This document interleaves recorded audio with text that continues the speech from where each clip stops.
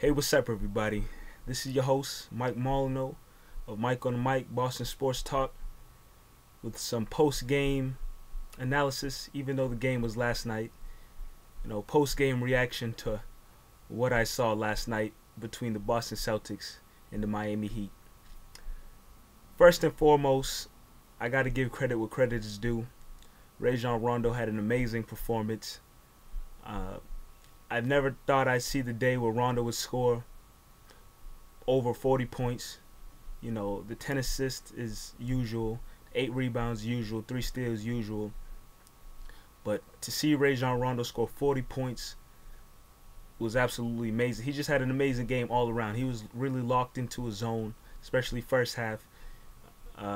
Everybody knows Rondo is not a great jump shooter, but he was hitting those jump shots, the mid-range jump shots, like he was anybody else, like Kevin Durant, anybody else in the real league who regularly knocks him down. Rajon Rondo was really locked into a zone, and I got to give him all the credit for really giving Boston the lead early on and pretty much keeping them in the game throughout the whole night.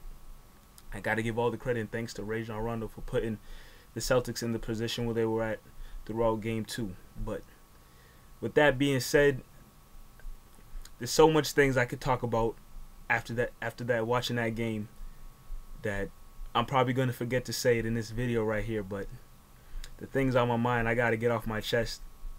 I meant to make a video last night after the game. I wanted to do one earlier this morning, but it's been so much things going through my head.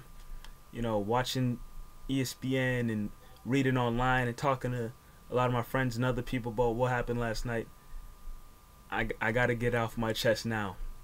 First and foremost, once again, I think it was clear to see that the referees in this game, last night's game, really seemed in favor of the Miami Heat. Now, I'm not really trying to sound like a real homer, a real bias, but there's a lot of calls that the refs definitely missed for the Celtics. One being, Rajon Rondo driving to the basket late in the game, and Dwayne Wade clearly hitting him across the face when he was going to the lane for a layup, and no foul was called, which gave the Heat the fast break right down the court. That's one. Then you have another one where Dwayne Wade drives to the basket, clearly kicks his legs out at Garnett, and he gets called for the foul, gets to the free throw line. There's a lot of questionable times where Celtics didn't get any calls. One stat that I heard repeatedly throughout last night and today was that LeBron James by himself went to the line about 24 times, and the Celtics as a team went 29 times, which is honestly unbelievable. It's ridiculous, but it is what it is. You can't go back to the game and make changes, make certain calls for certain plays for the Celtics. It's ridiculous stat line, but it is what it is. You got to move forward. Game 3 tomorrow night. But that's just the officiating. I honestly thought throughout the game, first half, the officiating wasn't as bad as it was in Game 1, but once again, there were times where you could see the Celtics, they got really burned by the officials. But moving on from that, a lot of people might hate me for saying this. My brother, who's been saying this to me for a long time now, and I never wanted to really agree with him, but I think I gotta agree with him now. But Doc Rivers, as well as the Celtics has played throughout the last couple seasons, Doc Rivers, he's a good coach. He's not a great coach. I'll just put it like that. I won't say it like how my brother, another one of my friends, said it, but I think Doc Rivers messed up last night in overtime. And here's what I saw that looked bad. The Miami Heat went to a small lineup with at least 3 minutes left into the fourth quarter and the rest of overtime. They went to a small lineup. Haslam was their center. LeBron was the power forward. Shane Battier, small forward. Dwayne Wade, shooting guard. Mario Chalmers, point guard. Pierce has fouled out the game. that hurts obviously. Then Doolin falls out the game. So here's the lineup that Doc Rivers goes with. Kevin Garnett at the center, Bass at power forward, Peters small forward, Ray shooting guard, Rondo point guard. Mind you, Rondo's played the entire game, hasn't had one break throughout the whole game. The only breaks he got with timeouts and stops and play, anything like that. But Rondo played the whole game. What I saw was that in that situation, Brandon Bass is the power forward covering LeBron James. That doesn't work out at all. I don't care what the matchup is, who else is in the game, it doesn't matter. Brandon Bass should not have been in that game, point blank. I know he's the starting power forward. He's played a lot of minutes with the regular guys. He knows the game plan and offensive rotations, defense rotations, and stuff like that. But in that situation, he should have not have been in the game. Now, here's where a lot of people might definitely disagree with me. I would say that you bring in Sasha Pavlovich or Marquise Daniels in the game in that situation to be on LeBron, or move Peters up, put Peters at power forward to cover LeBron, and have Sasha Pavlovich or Dwayne Wade be on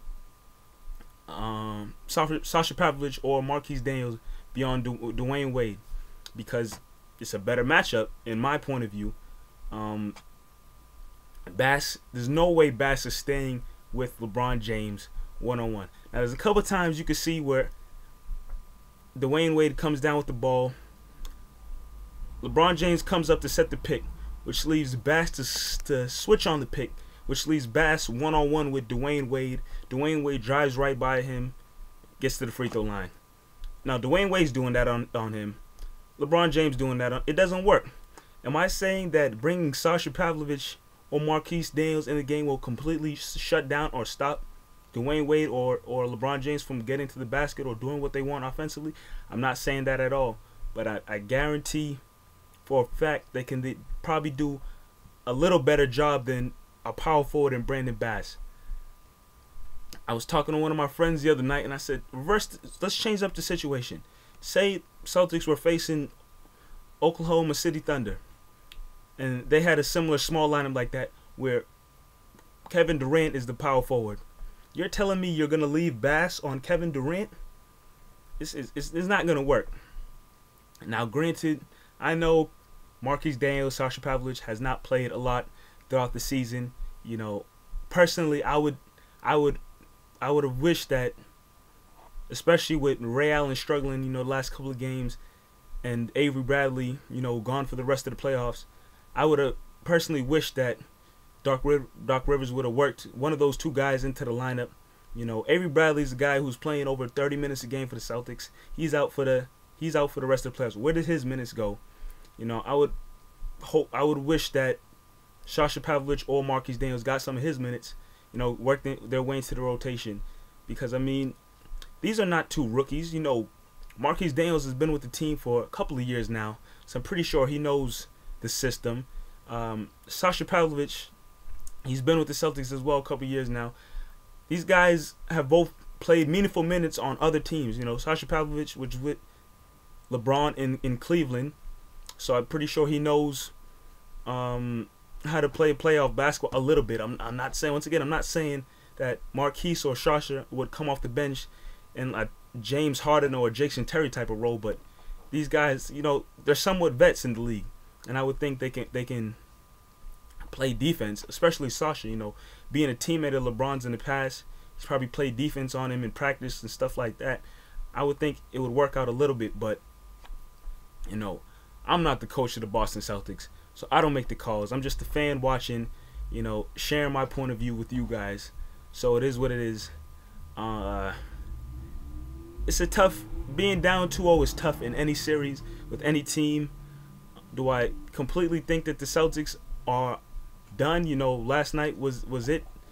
No, I don't. They gave a great effort in the first half and had a 15-point lead, and they should have won that game. In all honesty, despite Pierce going out late, Rondo had an unbelievable game, and they should have won that game, but things didn't work out down the stretch. The lineup, like I said earlier, I did not like to see, but it is what it is. Game 3 Friday night in Boston. I think Celtics have a definite chance of taking these 2 games at home. They showed that they can hang with Miami Heat in Game 2. I know watching Game 2, Celtics was playing well, but I knew in my mind the Heat were going to go on a run in the second half. That's the game of basketball. Teams make runs eventually. So, but Celtics showed that they can hang with the Miami Heat, and I always knew the Celtics were capable of it. But I just want to get all this off my chest. I probably have a lot more to say, but I'm not gonna stay on here talking forever. But this is just my reaction and my thoughts on watching Game 2. So look forward to watching, and it is what it is.